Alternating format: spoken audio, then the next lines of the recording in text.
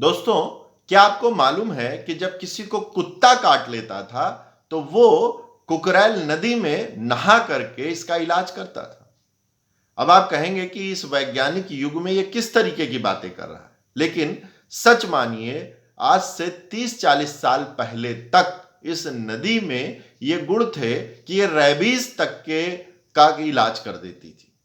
लोग जिनको कुत्ता काट लेता था वो इस नदी पे आते थे, नहाते थे और ठीक होके जाते थे। क्योंकि ये नदी जंगल से गुजरती थी। जंगल में ऐसे बहुत सारे औषधीय पेड़ थे जिसके गुण इसके पानी में आ गए थे। अब वो बात अलग है कि हमने कुकरैल नदी को नाला बना दिया है। अब उसमें नहाना तो दूर, उसके पास से भी गुजरिए तो बदबू आती है। इसकी बड़ी एक रोचक कहानी है जो मैं आपको सुनाने जा रहा हूं। कुकरैल जंगल में एक गांव हुआ करता था, बेहटा। बेहटा आज भी है। अगर आप कुकरैल रेंज की तरफ जाइए, कुर्सी रोड की तरफ जाइए, तो वहां पे आगे चल के बेहटा नाम का एक गांव है। तो उस जमाने में वो जंगल के बीच में एक छोटा सा गांव था जिसमें बाड़ा नाम का एक लोहार रहता था। लोहार के पास एक बहुत ही प्यारा सा कुत्ता था जिसका नाम था कुकरैल। कुकरैल, अब लोग कुकुर भी कहते थे अवधि क्षेत्र में, तो हो सकता है उसी का अपभ्रंश नाम हो कुकरैल।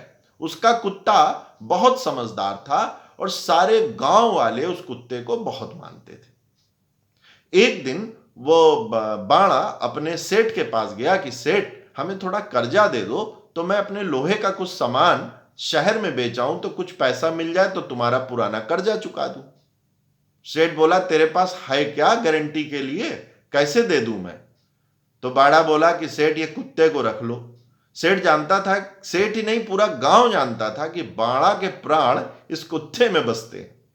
सेठ तैयार हो गया, अच्छा चल भाई, तू बड़े मेरे भी काम कर देता है, ले पैसे ले जा, अपना कुछ सामान बना और पैसे कमा के ला।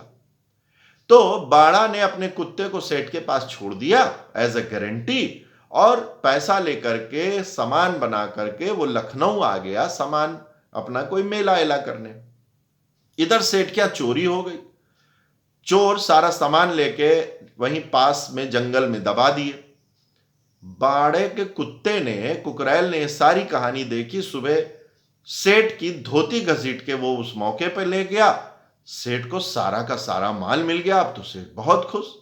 सेठ ने उस कुत्ते को आजाद कर दिया कि इसने इसका पूरा माल बरामद करा दिया है। तो उसने कहा कि जा, तेरे सारे कर्जे माफ, तेरे मालिक के कर्जे माफ, तेरी झोपड़ी माफ, अब तुझ पर कोई कर्जा नहीं। अब कुत्ता पहले सेठ क्या रहता था, अब इधर उधर घूमता और कभी कभी जाके झोपड़ी में बैठता। इधर जब बाड़ा ने अपना मेला खत्म किया, पैसा कमाया और वापस गांव आने लगा, तो कहते हैं कि कुत्तों में एक सेंस होता है कि अपने मालिक के आवाज को, महक को या ध्वनि को बहुत दूर से पहचान लेते हैं। इसे भी लगा कि इसका सेठ, मतलब इसका मालिक बाणा लौट रहा है, तो ये खुशी से कूदता हुआ अपने मालिक के पास पहुंच गया। बाड़ा ने जब अपने कुत्ते को देखा तो उसे लगा कि ये सेठ क्या से भाग आया है, इसने मेरी बेइज्जती करा दी, मेरी जबान खराब करवा दी, और उसने गुस्से में कुल्हाड़ी मार दी जो उस कुत्ते के सर पे लगी और कुत्ता वहीं गिर पड़ा। और बाड़ा दौड़ता हुआ सेठ के पास आया माफी मांग। तो सेठ ने कहा, काहे की माफी भाई, उसने तो मेरा पूरा चोरी का माल पकड़वा दिया, मैं तो बर्बाद हो गया था। तो उसने उसने पूरी घटना बताई।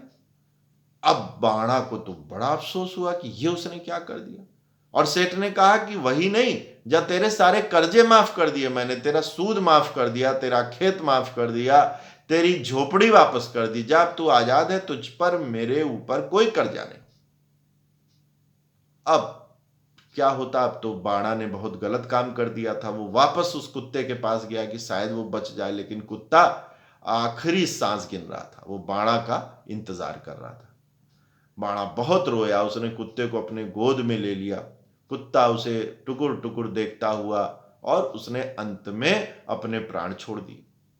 अब बाणा ने उसकी बॉडी को पास के कुएं में डाल दिया और बहुत रोया। इतना रोया कि आसमान में बादल फट गए और नीचे कुआं। इतना पानी निकला दोस्तों, इतना पानी निकला कि वही पानी जंगलों से होता हुआ और फिर हमारे शहर की तरफ बढ़ा और गोमती में जा मिला। इसी को कुकरैल नदी कहते हैं। तब से एक परंपरा बन गई कि जिनको कुत्ता काट लेता था वो इस नदी में नहा करके अपने कुत्ते काटे का इलाज करते थे। और ये आप पुराने लोगों से जब बात करेंगे तो वो ये बताएंगे कि इस नदी में ये औषधीय गुण थे। तो ये कहानी थी कि कैसे कुकरैल नदी जन्मी, कैसे उसमें ये गुण थे। आप देखिए कि पहाड़ों पर अभरक के चश्मे होते हैं, वो भी तो पानी, औषधीय पानी होता है जो हमारे पेट को ठीक कर देता है।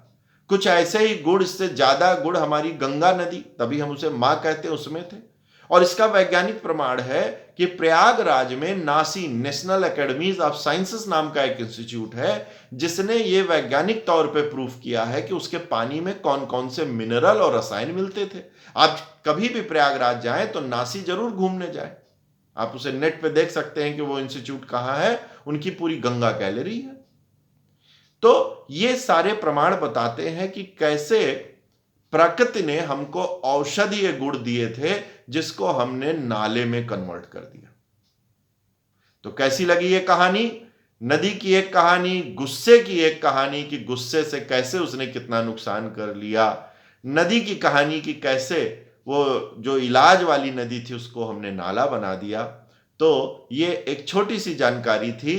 आने वाली कहानी का इंतजार कीजिए, कोशिश कीजिए कि हम प्रकृति के पास रहें, कोविड से बचिए, दूरी रखिए, मास्क पहनिए और अगली कहानी का इंतजार कीजिए। कहानी अच्छी लगी हो तो अपने दोस्तों को, भाइयों को फॉरवर्ड जरूर कीजिएगा। नमस्कार।